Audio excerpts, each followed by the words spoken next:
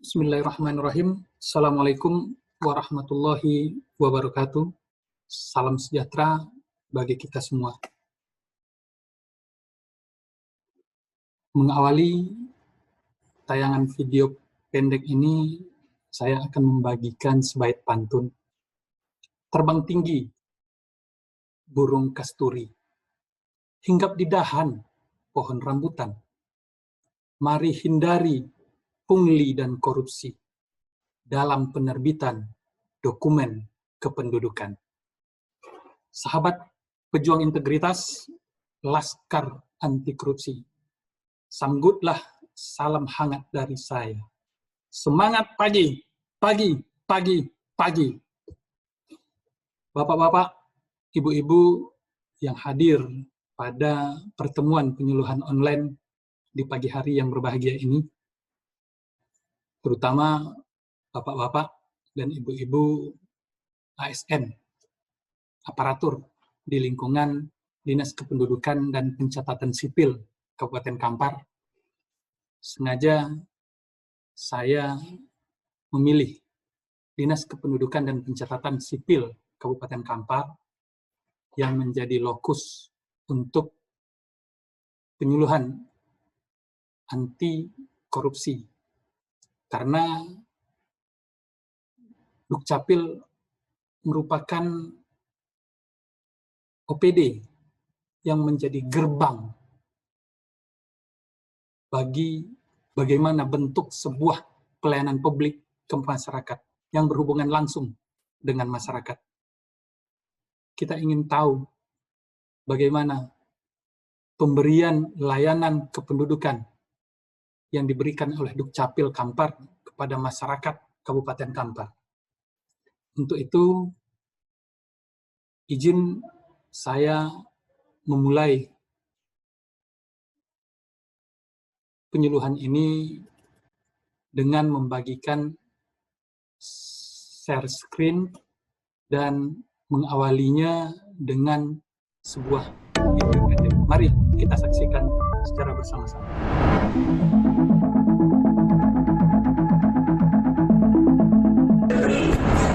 Mau daftar? Iya, udah foto. Kapan fotonya? Kalau agak lama lah, Bu.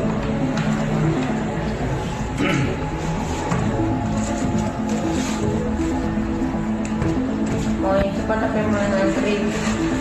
Coba yang cepat. Kena bayar Berapa, Bu? 100. Berapa hari? Bisa dibilang seminggu. Kalau yang ini? Ya, Ini lah deh. Sebulan, enggak, 2 bulan. ada yang antrian. Enggak perlu lah bang, enggak perlu lah, enggak tahu. Sih perlu. Perlu, cuman mana mungkin tenang lagi kan? Ya kalau perlu ya kan lebih bagus cepat. Jangan tidak ada. Dia bang bolak balik nanya-nanya kapan sih Kalau ini pulang kemarin lagi ya? Dia enggak gitu loh bang. Oh, Enggak, sekarang bisa antri kah, Bu? Pulang nggak bisa? bisa, tapi dia inilah dia. Dia ini Salah. 2 bulan lah nanti. Oh.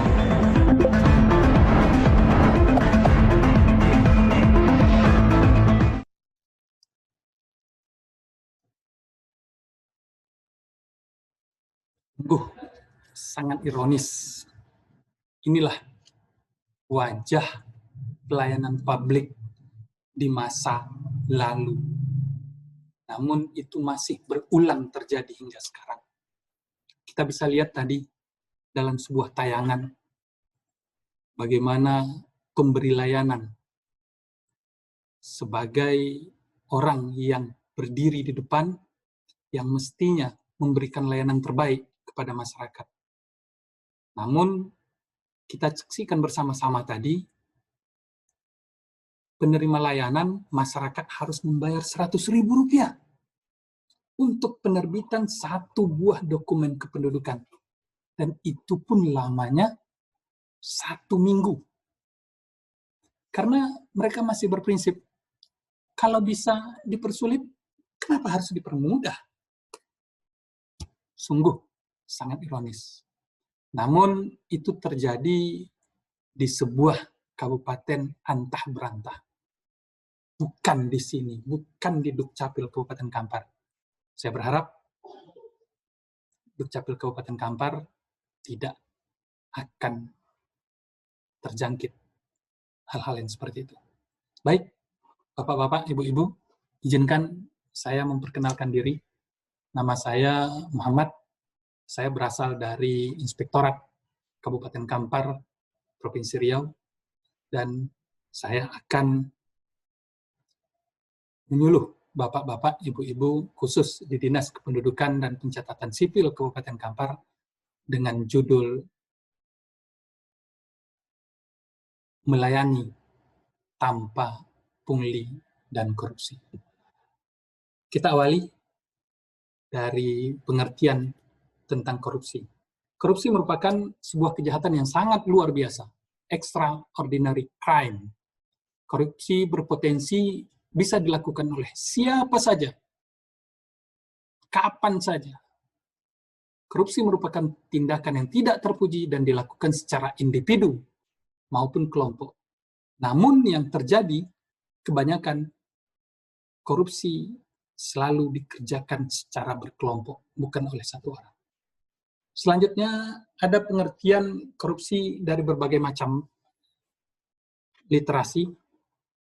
Korup artinya busuk, suka menerima uang suap, sogok, dan sebagainya.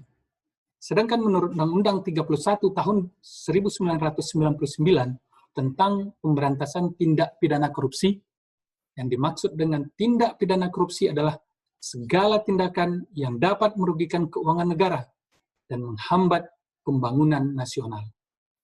Namun, di tahun 2001, ini dilakukan perubahan. Karena apa?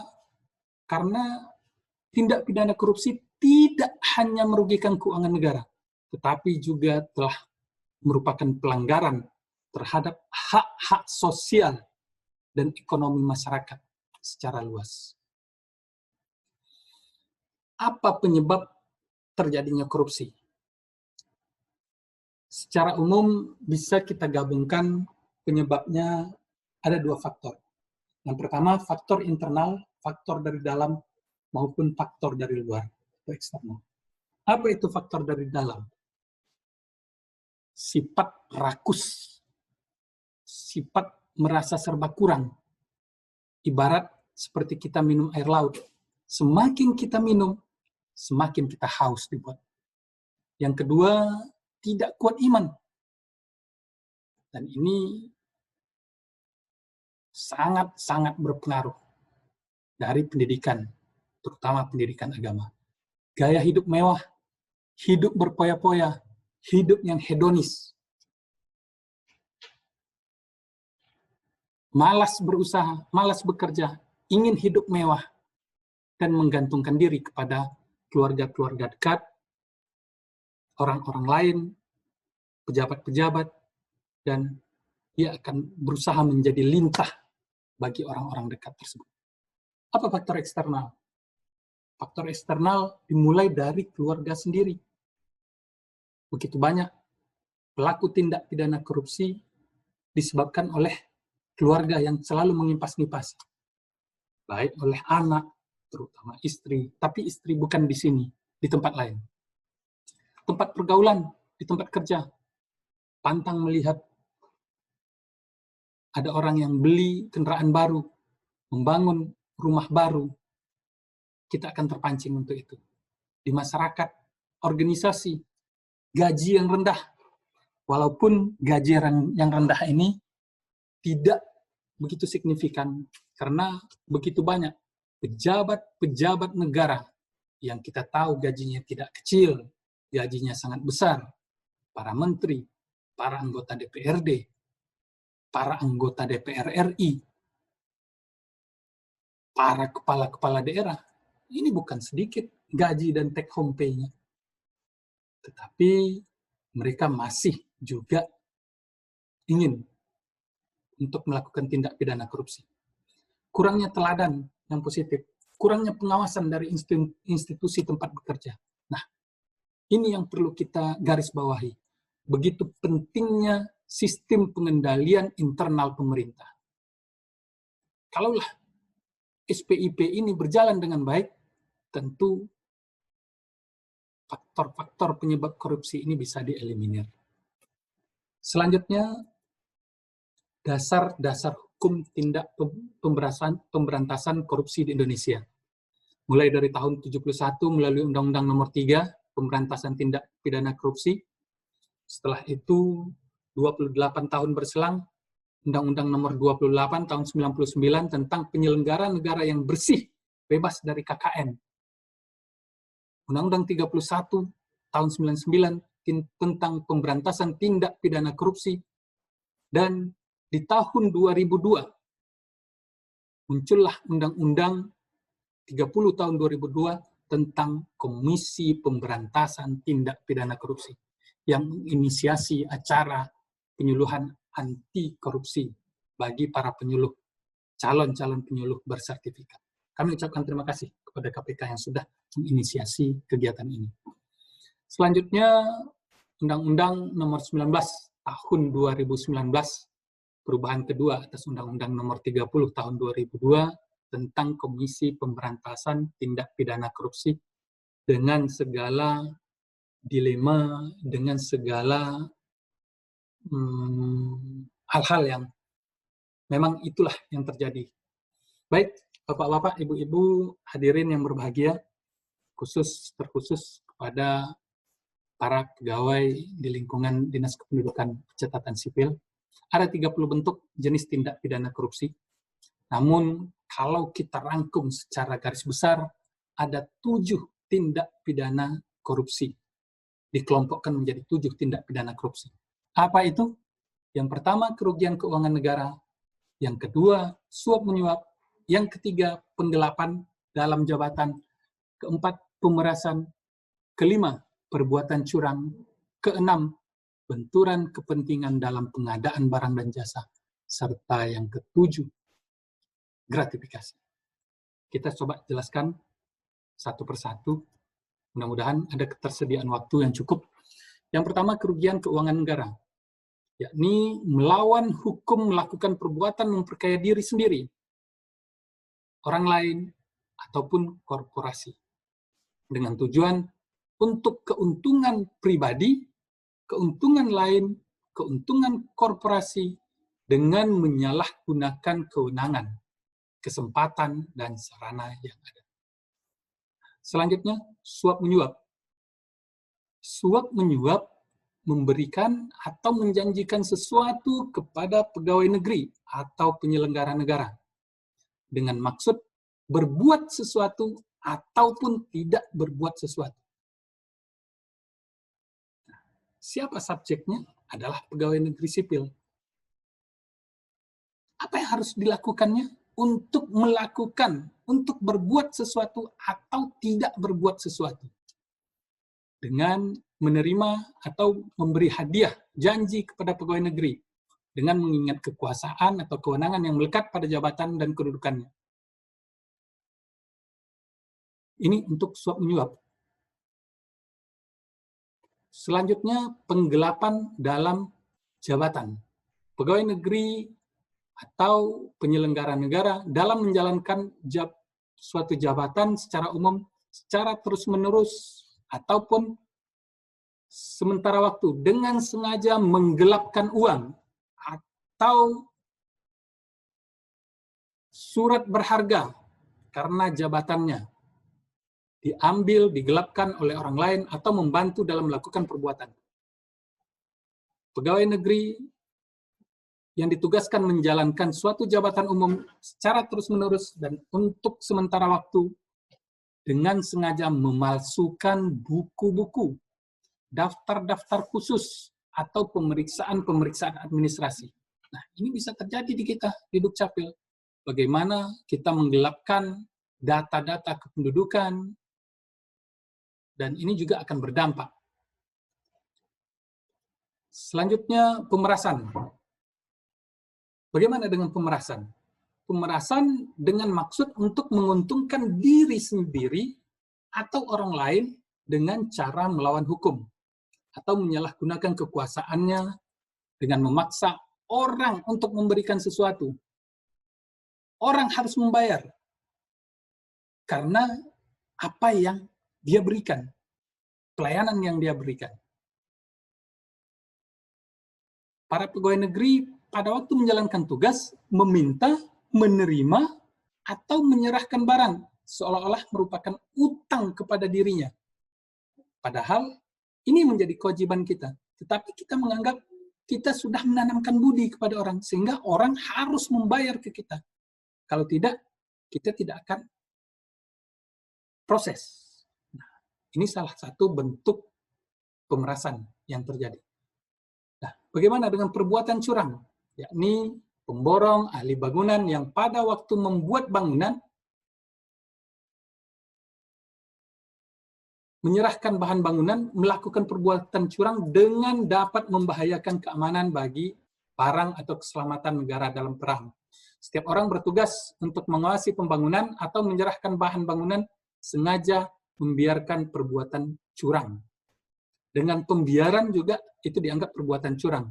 Setiap orang pada waktu menyerahkan barang keperluan TNI atau kepolisian negara melakukan perbuatan curang yang dapat membahayakan keselamatan negara. Apalagi untuk alusista. Begitu berbahayanya seandainya peralatan-peralatan alusista ini dikorupsi. Sangat luar biasa. Benturan kepentingan dalam pengadaan. Nah, ini terkait dengan pengadaan barang dan jasa di pemerintah. Pegawai negeri atau penyelenggara negara baik secara langsung maupun tidak langsung dengan sengaja turut serta dalam pemborongan, pengadaan barang, persewaan yang pada saat dilakukan perbuatan untuk seluruh atau sebagian ditugaskan mengurus atau mengawasi. Ini sangat panjang kalau kita ulas tentang pembenturan kepentingan di dalam pengadaan barang dan jasa. Yang ketujuh dan terakhir adalah gratifikasi. Gratifikasi kepada pegawai negeri atau penyelenggara negara, bapak-bapak, ibu-ibu lah yang bisa menjawab. Bagaimana strategi dan rencana pemberantasan korupsi? Ada 3 strategi yang diterapkan. Yang pertama, strategi represif. Strategi represif ini merupakan proses hukum mulai dari penyelidikan, penyidikan, penuntutan, pelaksanaan putusan pengadilan, dan ini adalah upaya-upaya yang tidak bisa terbantahkan. Bahkan ada anggapan di KPK kalau tidak OTT tidak top. Keberhasilan KPK dianggap banyaknya yang OTT. Padahal tidak hanya seperti itu. Bagaimana strategi kedua? Perbaikan sistem. Nah, Komisi Pemberantasan Korupsi bukan hanya tugasnya menangkap, tapi mereka terdiri dari sekian banyak deputi, salah satunya adalah deputi yang melakukan pembinaan kepada kita di jajaran APIP, kepada kita di jajaran pemerintah pusat, pemerintah daerah, melalui kegiatan Korsubga, koordinasi, supervisi, pemberantasan korupsi terintegrasi, melalui deputi pemberantasan korupsi. Nah, apa bentuk perbaikan sistem? Dengan memantau pelayanan publik, termasuk memantau pelayanan publik yang ada di Dukcapil, melakukan kajian terhadap layanan-layanan publik, menyampaikan rekomendasi kepada pemerintah untuk saran perbaikan, termasuk juga pelaporan LHKPN. Alhamdulillah, syukur kita di Kabupaten Kampar, pelaporan LHKPN kita 100%, baik itu kepala dinas, sekretaris, para pemegang anggaran, pengguna anggaran, kuasa pengguna anggaran, para bendahara-bendahara, dan banyak-banyak yang lainnya. Yang berikutnya, strategi yang dilakukan adalah strategi edukasi dan kampanye. Nah, edukasi dan kampanye ini mulailah KPK menginsersi melalui pendidikan, baik itu pendidikan tingkat dasar, tingkat menengah, tingkat atas, di mahasiswa. Nah, terhadap ekonomi, akhirnya menciptakan ekonomi biaya tinggi. harga barang mahal, menurunnya daya beli masyarakat. Terhadap politik, korupsi juga merusak sendi-sendi nilai politik dan demokrasi. Hilangnya kepercayaan rakyat kepada para pimpinan negara. Karena apa? Karena terlihat secara gamblang begitu banyak mereka yang dicekoki oleh KPK. Terhadap hukum, melibatkan hukum yang tidak dipatuhi oleh rakyat. Karena dianggap apa? Hukum tumpul ke atas, tajam ke bawah. Mengakibatkan peraturan perundang-undang tidak berlaku dengan efektif. Bagaimana dengan pertahanan negara? Ini yang tadi saya sampaikan. Negara yang kuat militernya adalah negara yang bersatu tanpa ada anggaran yang disunat, terutama dalam pembelian alutsista. Terhadap lingkungan juga begitu. Menurunnya kualitas dan kuantitas sumber daya alam, menurunnya kualitas dan yang lain-lain. Bapak-bapak, ibu-ibu, hadirin yang berbahagia, itu sekilas yang dapat saya sampaikan. Satu quote mungkin barangkali bahwa hasil korupsi bukanlah rezeki.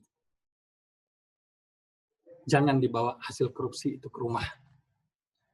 Jangan diberikan kepada keluarga, anak, istri, orang tua. Karena itu menjadi darah daging yang busuk. Mari kita berikhtiar, terutama kepada bapak-bapak, ibu-ibu, sesuai dengan perannya masing-masing. Berbuatlah untuk pemberantasan korupsi, terutama di lingkungan Dinas Dukcapil. Di mana kita berada tadi? Apakah di pungli? Apakah itu pemerasan? Apakah itu suap? Apakah itu gratifikasi? Kita bisa menjawab. Mudah-mudahan penyuluhan ini bermanfaat bagi kita bersama demi perbaikan layanan kependudukan yang diharapkan oleh masyarakat. Demikian yang dapat saya sampaikan. Mohon maaf atas segala kekurangan dan keterbatasan. Billahi taufiq wal hidayah. Wassalamualaikum warahmatullahi wabarakatuh. Salam sejahtera bagi kita. Semangat pagi, pagi, pagi, pagi.